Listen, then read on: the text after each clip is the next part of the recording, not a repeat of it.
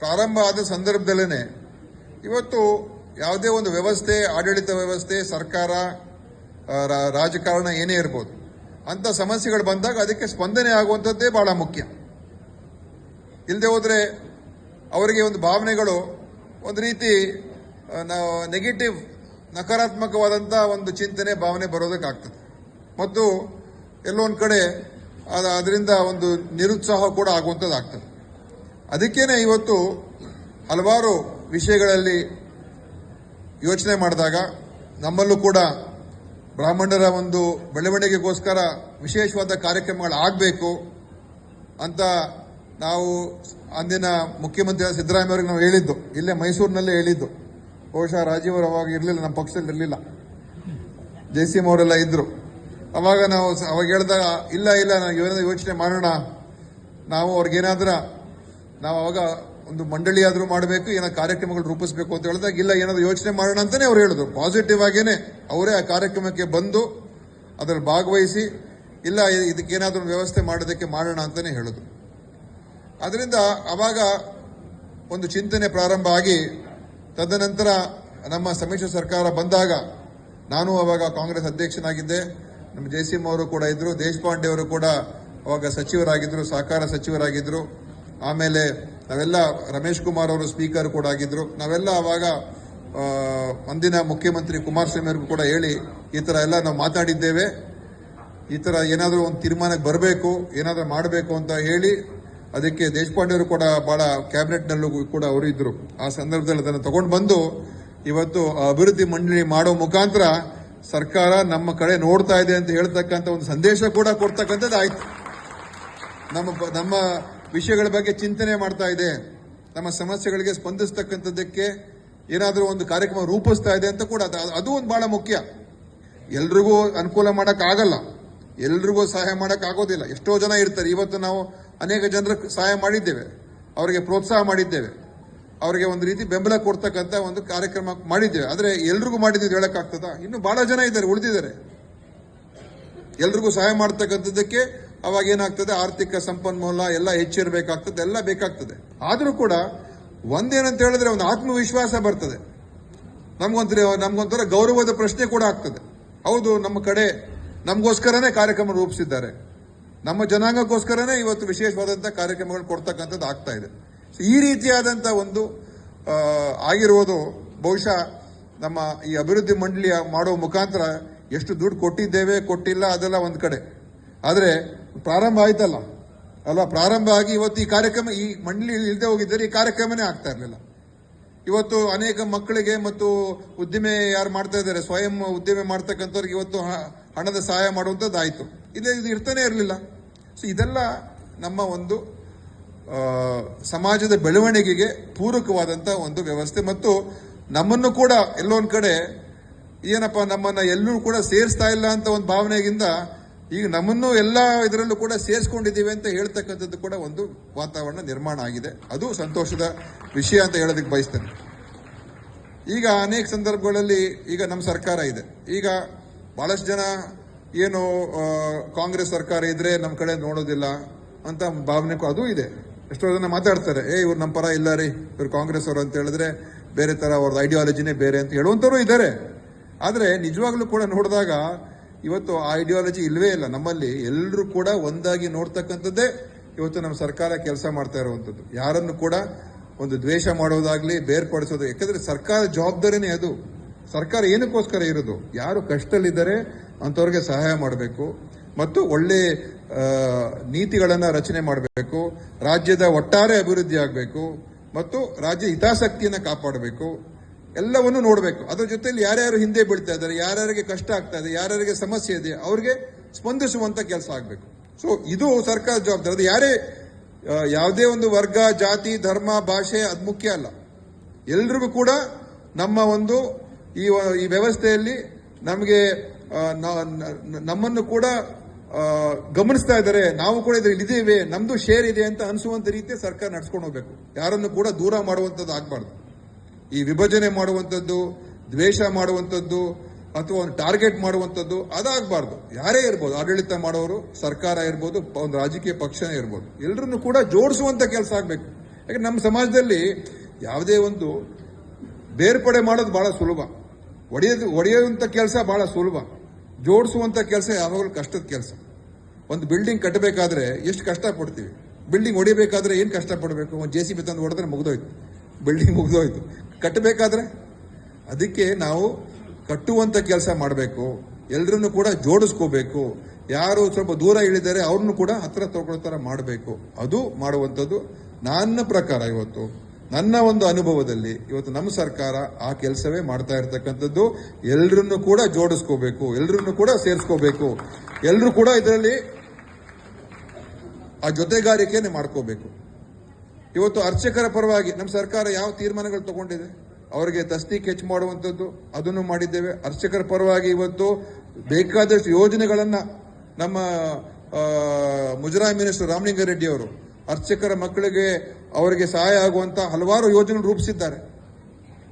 ಮತ್ತು ನಮ್ಮ ಹಿಂದಿನ ಸಿದ್ದರಾಮಯ್ಯ ಅವರು ಮುಖ್ಯಮಂತ್ರಿ ಆಗಿದ್ದಾಗಲೂ ಕೂಡ ಅರ್ಚಕರ ಪರವಾಗಿ 2 ಬಾರಿ ಅವರ ತಸ್ತೀಕನ್ನು ಹೆಚ್ಚು ಮಾಡಿದ್ರು.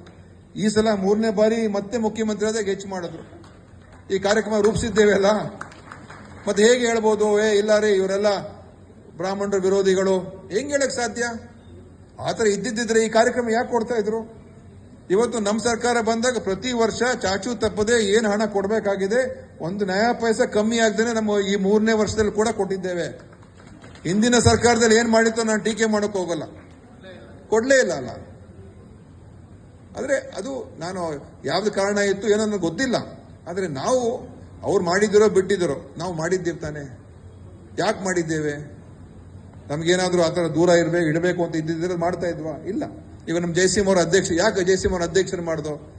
ಯಾಕಂತ ಹೇಳಿದ್ರೆ ಅವ್ರಿಗೆ ನಮ್ಮ ಬ್ರಾಹ್ಮಣ ಸಮಾಜದ ಸಂಘಟನೆ ಜೊತೆ ಬಹಳ ನಿಕಟವಾದಂತ ಸಂಪರ್ಕ ಇರತಕ್ಕಂಥ ಒಬ್ಬ ನಮ್ಮ ರಾಜಕೀಯ ಮುಖಂಡರಲ್ಲಿ ನಮ್ಮ JCM ಅವರು ನಮ್ಮ ಪಕ್ಷದಲ್ಲಿ ಎಲ್ಲ ಕಡೆ ಪ್ರತಿ ಜಿಲ್ಲೆ ಯಾರಿದ್ದಾರೆ ಯಾರಿಲ್ಲ, ಅಲ್ಲಿರೋ ಮುಖಂಡರುಗಳು ಯಾರು, ಅಲ್ಲಿ ಯಾರೋ ಸಂಘಟನೆ ಯಾರು ನಡೆಸ್ತಾ ಇದ್ದಾರೆ, ಮಹಾಸಭೆಯಲ್ಲಿ ಯಾರಿದ್ದಾರೆ, ಪ್ರತಿಯೊಂದು ಮಹಾಸಭಾ ಚಟುವಟಿಕೆಯಲ್ಲಿ ಅವ್ರಿಗೆ ಇನ್ವಾಲ್ವ್ಮೆಂಟ್ ಇದೆ.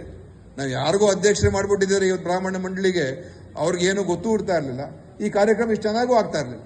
ಇವತ್ತು ಅವರಿಗೆ ಕಮಿಟ್ಮೆಂಟ್ ಇರೋದ್ರಿಂದ, ನಮ್ಮ ಸಮಾಜದ ಬಗ್ಗೆ ಕಮಿಟ್ಮೆಂಟ್ ಇರೋದ್ರಿಂದ ಯಾವುದೇ ನೀವು ತಗೊಳ್ಳಿ ಕಾರ್ಯಕ್ರಮ ಅಥವಾ ಯಾವುದೇ ಒಂದು ಅಧಿಕಾರಿ, ಒಂದು ವರ್ಗಾವಣೆ, ಒಂದು ನೇಮಕಾತಿ, ಒಂದು ಸಮಸ್ಯೆ, ಬಹುಶಃ ಪ್ರತಿಯೊಬ್ಬ ಅದರಲ್ಲಿ 90% ಬರೋದು JCM ಅವ್ರ ಮುಖಾಂತರನೇ ಬರ್ತಾರೆ ನಮ್ಮ ಹತ್ರ. ಸರ್ ಈ ತರ ಆಗಿದೆ ನೋಡಿ, ಇವ್ರಿಗೆ ಹೆಲ್ಪ್ ಮಾಡಬೇಕು. ಅವ್ರು ನಮ್ಮ ಹತ್ರ ಬಂದು ಹೇಳ್ತಾರೆ, ಬೇರೆಯವ್ರ ಹತ್ರ ಕರ್ಕೊಂಡು ಹೋಗ್ತಾರೆ, ಬೇರೆ ಮಂತ್ರಿಗಳು ಕರ್ಕೊಂಡು ಹೋಗ್ತಾರೆ, ಮುಖ್ಯಮಂತ್ರಿ ಹತ್ರ ಕರ್ಕೊಂಡು ಹೋಗ್ತಾರೆ, ಅಷ್ಟು ಕೆಪಾಸಿಟಿ ಅವ್ರಿಗಿದೆ ಅಂತ ಮಾಡಿದೆ. ಅದಕ್ಕೆ ಇವತ್ತು ಇದು ಈ ಒಂದು ನಿಗಮ, ಈ ಮಂಡಳಿ ಇವತ್ತು ಚೆನ್ನಾಗಿ ನಡೀತಾ ಇದೆ.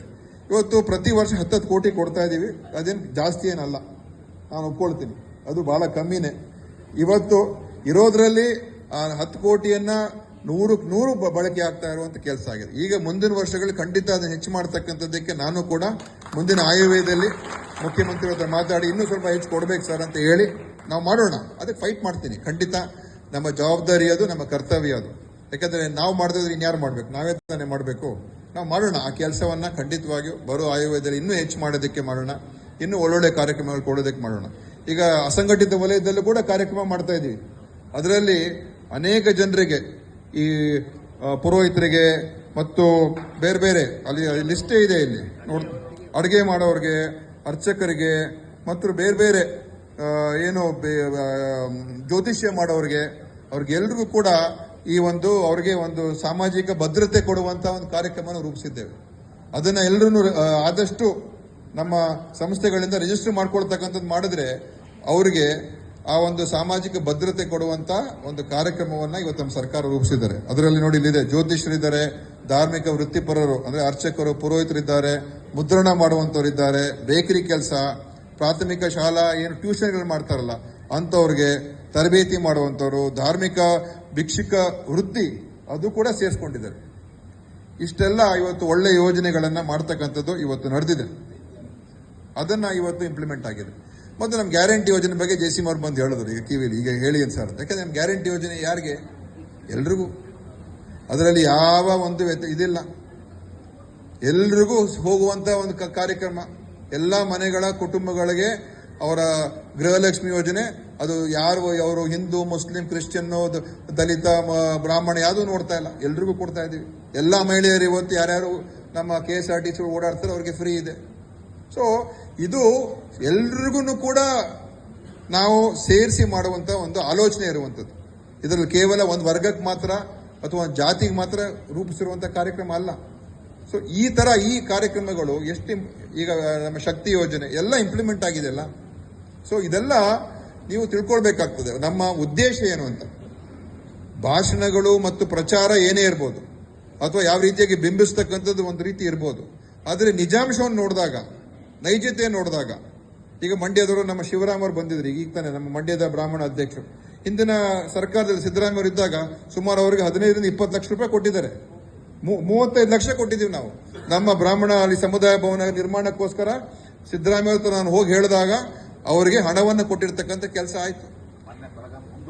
ಮೊನ್ನೆ ಬೆಳಗಾಂನಲ್ಲಿ ಎಷ್ಟು 1.5 ಕೋಟಿ ರೂಪಾಯಿಯನ್ನ ಇವತ್ತು ನಾವು ಕೊಡಿಸಿದ್ದೇವೆ. ಈ ಎಲ್ಲ ಹೇಳ್ತಾರೆ ದುಡ್ಡಿಲ್ಲ, ಗ್ಯಾರಂಟಿ ಮಾಡ್ಬಿಟ್ಟಿದೆ ದುಡ್ಡಿಲ್ಲ ಅಂತ. ಅದಕ್ಕೆ 1.5 ಕೋಟಿ ಮೊನ್ನೆ ಕೊಟ್ಟಿದ್ದಾರೆ ಬೆಳಗಾವಿನ ಇದಕ್ಕೆ, ನಮ್ಮ ಯಾವುದೋ ಅದು ಇದಕ್ಕೆ 1.5 ಕೋಟಿ ಕೊಟ್ಟಿದ್ದೀವಿ. ಸೊ ಏನಾಗ್ತಿದೆ ಸಮಸ್ಯೆ ಏನಂತ ಹೇಳಿದ್ರೆ, ಪ್ರಚಾರ ಒಂಥರ ಇರ್ಬೋದು, ಆದರೆ ನಿಜವಾಗ್ಲೂ ಇಲ್ಲಿ ಆ ಜಾತ್ಯತೀತ ಅಂತಂದ್ರೆ ಹೇಳಿ ಅರ್ಥ ಏನು? ಜಾತ್ಯತೀತ ಅಂತ ಹೇಳಿದ್ರೆ ಜಾತಿ ವಿರೋಧಿ ಅಲ್ಲ, ನಾವು ನಿಷ್ಪಕ್ಷಪಾತವಾಗಿ ಇರಬೇಕಷ್ಟೆ. ನ್ಯಾಯದ ಪರವಾಗಿ ನಿಂತ್ಕೊಂಡು ಕೆಲಸ ಮಾಡಬೇಕು.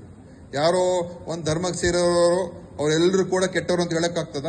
ಎಷ್ಟೋ ಜನ ಒಳ್ಳೆಯವರು ಇದ್ದಾರೆ. ಈಗ ಮುಸಲ್ಮಾನರ ಮೇಲೆ ಯಾವ ರೀತಿಯಾಗಿ ಬಿಂಬಿಸ್ತಾರೆ ಅಂತ ಹೇಳಿದ್ರೆ ಅವ್ರು ಎಲ್ಲರೂ ಕೂಡ ದೇಶದ್ರೋಹಿ ಅಂತ ಬಿಂಬಿಸ್ತಾರೆ. ಎಷ್ಟೋ ಜನ, 100 ಜನ ಒಳ್ಳೆಯವರು ಈ ದೇಶದಲ್ಲಿ 1000 ವರ್ಷಗಳಿಂದ ಇದ್ದಾರೆ ಅವರು. ಅವ್ರ ಬಗ್ಗೆ ಒಂದು ರೀತಿ ಬಿಂಬಿಸುವಂಥದ್ದು. ಸೊ ಈ ತರ ಏನು ವ್ಯತ್ಯಾಸ ಸೃಷ್ಟಿ ಮಾಡೋದಿಲ್ಲ ಅದಾಗಬಾರ್ದು. ನಾವೆಲ್ಲರೂ ಕೂಡ ತಪ್ಪಾದ್ರೆ ಅದಕ್ಕೆ ಶಿಕ್ಷೆ ಆಗ್ಬೇಕು. ಯಾರಾದರೂ ಪ್ರಚೋದನೆ ಮಾಡಿ ಈ ತರ ತಪ್ಪು ಕೆಲಸ ಮಾಡಿದ್ರೆ ಅವ್ರು ಯಾರೇ ಆಗಿರ್ಬೋದು ಅವ್ರಿಗೆ ಕ್ಷಮಾಪಣೆ ಇರಬಾರ್ದು. ಯಾರನ್ನು ಓಲೈಸುವಂತ ಕೆಲಸ ಆಗಬಾರ್ದು. ಎಲ್ಲರೂ ಸಮಾನವಾದಂತ ರೀತಿಯಾಗಿ ನೋಡಿದ್ರೆ ಅವಾಗ ಸಮಾಜದಲ್ಲಿ ಯಾರಿಗೂ ಕೂಡ ನೋವಾಗೋದಿಲ್ಲ. ಯಾವಾಗ ನಾವು ಒಬ್ಬರಿಗೆ ಓಲೈಸುವಂಥದ್ದು, ಒಬ್ಬರಿಗೆ ನಾವು ಹೆಚ್ಚು ಪ್ರೀತಿ ಮಾಡೋದು ಅಥವಾ ಒಬ್ಬರಿಗೆ ಹೆಚ್ಚು ನಾವು ಅವ್ರಿಗೆ ಒಂದು ರೀತಿ ರಕ್ಷಣೆ ಕೊಡೋದು, ಇನ್ನೊಬ್ಬರಿಗೆ ಕಡಿಮೆ ಕೊಡೋ ಸಂದರ್ಭ ಬಂದಾಗ ಅವಾಗಲೇ ತೊಂದರೆ ಆಗೋದು. ಅದು ಆಗದೇ ಇರೋ ಥರ ನಾವು ನೋಡ್ಕೋಬೇಕು. ಅದು ನಮ್ಮ ಡ್ಯೂಟಿ. ಅಂದ್ರೆ ತಪ್ಪುಗಳಾಗ್ತದೆ, ಆಗಿಲ್ಲ ಅಂತ ಹೇಳೋದಿಲ್ಲ ನಾವು, ತಪ್ಪುಗಳಾಗೇ ಆಗ್ತದೆ. ಯಾಕಂದ್ರೆ ನಾವೆಲ್ಲರೂ ಮನುಷ್ಯರೇ. ನಮ್ಮ ಕುಟುಂಬಗಳಲ್ಲೇ ಅನೇಕ ತಪ್ಪುಗಳಾಗಿ ನಮ್ಮ ಜಗಳಗಳಾಗ್ತದೆ. ಏನು ದೊಡ್ಡ ದೊಡ್ಡ ಒಂದು ಪಕ್ಷಗಳಲ್ಲಿ ಮತ್ತು ವ್ಯವಸ್ಥೆಗಳಾಗೋದಿಲ್ವಾ? ಹಾಗೆ ಆಗ್ತದೆ. ಅದೇ ತಪ್ಪು ಆಗಿದೆ ಅಂತ ನಾವು ಸರಿಪಡಿಸ್ಕೊಳ್ಳುವಂತ ಕೆಲಸ ಆಗಬೇಕು. ಮತ್ತು ನಮ್ಮ ಒಂದು ದೃಷ್ಟಿಕೋನ ಯಾವ ರೀತಿಯಾಗಿ ನೋಡಬೇಕು ಆ ರೀತಿಯಾಗಿ ನೋಡ್ತಕ್ಕಂಥದ್ದಕ್ಕೆ ಒಂದು ಸಮಾನವಾದಂತ ನ್ಯಾಯಯುತವಾದಂಥ ಸಮಾಜವನ್ನು ನಿರ್ಮಾಣ ಮಾಡ್ತಕ್ಕಂಥ ಪ್ರಯತ್ನ ಆಗಬೇಕು. ಅದು ಇವತ್ತು ಖಂಡಿತವಾಗಿಯೂ ನಾವು ಮಾಡೋದಕ್ಕೆ ನಮ್ಮ ಪ್ರಯತ್ನ ಇದೆ ಅಂತ ಈ ಸಂದರ್ಭದಲ್ಲಿ ಹೇಳಿ, ಇವತ್ತು ನಮ್ಮ ಇಲ್ಲಿ ಈ ಕಾರ್ಯಕ್ರಮ ಬಹಳ ಯಶಸ್ವಿಯಾಗಿ ನಡೆದಿದೆ. ಬಹಳಷ್ಟು